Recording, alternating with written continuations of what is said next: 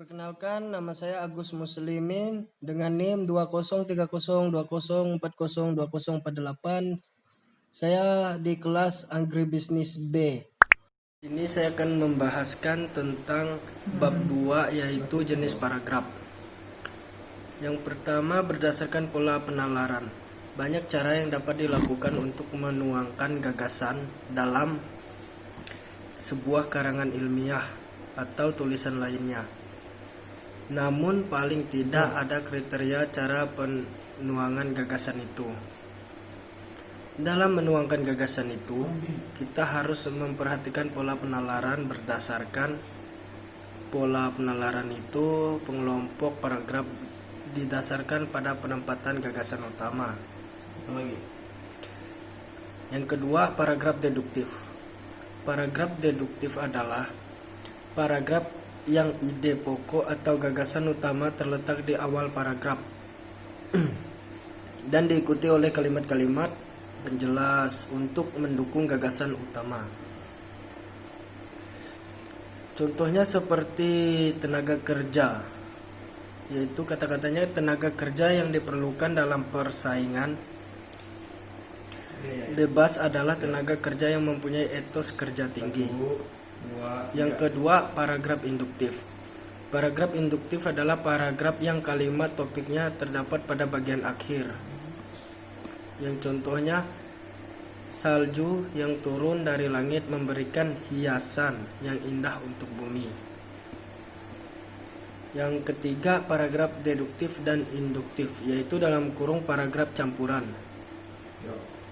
Yang berisi paragraf deduktif dan induktif adalah paragraf yang kalimat topiknya terdapat pada bagian awal dan akhir paragraf. Yang keempat, paragraf ineratif. Paragraf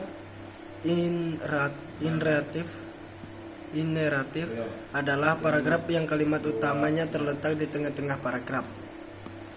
Yang kelima, ide pokok menyebar.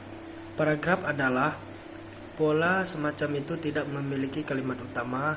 Pemikiran utamanya menyebar pada seluruh paragraf yang tersirat pada kalimat-kalimatnya.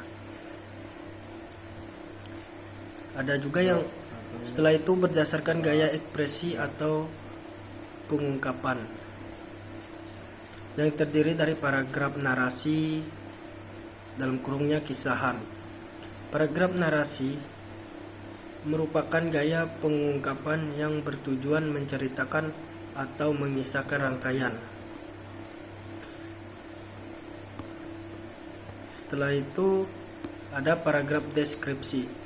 Paragraf deskripsi berisi gambaran mengenai suatu objek atau suatu keadaan sejelas-jelasnya dengan melibatkan kesan indera. Setelah itu ada paragraf eksposisi. Paragraf eksposisi merupakan paragraf yang bertujuan untuk menginformasikan sesuatu sehingga memperluas pengetahuan pembaca.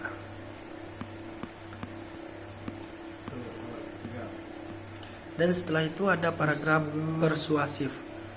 Paragraf persuasif adalah paragraf yang berisi ajakan. Paragraf persuasif bertujuan untuk membujuk pembaca agar mau melakukan sesuatu yang sesuai dengan keinginan penulisnya.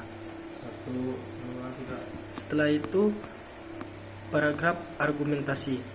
Paragraf argumentasi atau paragraf bahasan adalah suatu corak paragraf yang bertujuan untuk membuktikan pendapatan penulis agar pembaca menerima pendapatnya.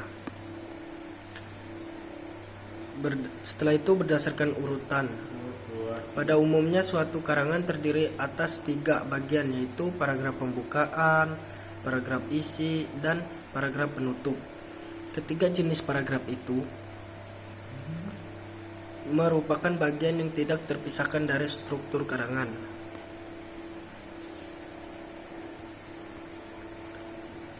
Setelah itu paragraf pembuka dan paragraf pengantar. Paragraf ini merupakan pembuka atau sampai pada permasalahan yang dibicarakan. Dengan kata lain, paragraf pembuka itu mengantar pembaca pada pembicaraan. yang terdiri dari paragraf isi, yang merupakan inti dari sebuah karangan yang terletak di antara paragraf pembuka dan paragraf penutup. Setelah itu ada paragraf penutup, yang merupakan simpulan dari pokok-pokok pikiran dalam paragraf isi. Tujuan penyajian paragraf penutup ini adalah agar apa yang tertuang dalam paragraf-paragraf sebelumnya terkesan mendalam di benak pembaca.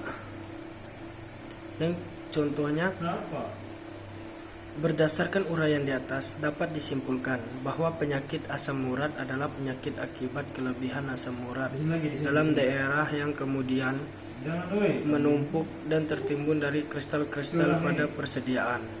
Cukup dari saya, sekian, terima kasih.